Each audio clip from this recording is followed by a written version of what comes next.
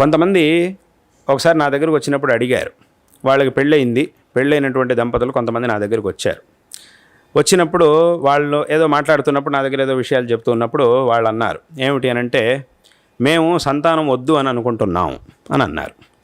ఎందుకు, ఏమైంది, ఎందుకు అలాగా అని నేను అడిగాను.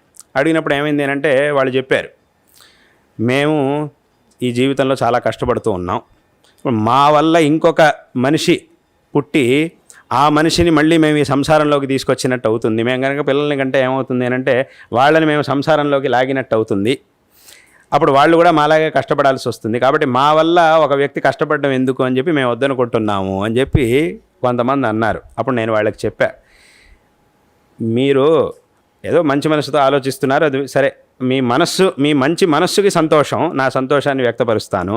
కానీ మీరు చేస్తున్న ఆలోచన మాత్రం తప్పు. ఎందుకు అనంటే,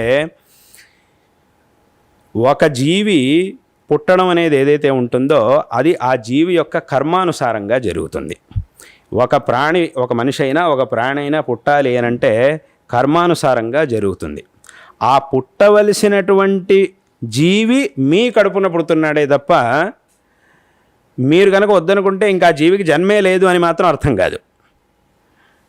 ఇక్కడ గనక అవకాశం లేదు అంటే ఎక్కడో ఒక చోట ఆ కర్మ అనేది మనిషి వెనక ఉండనే ఉంటుంది, అది మనిషిని తోస్తూనే ఉంటుంది, వెళ్ళు అని చెప్పి ముందుకు తోస్తూనే ఉంటుంది.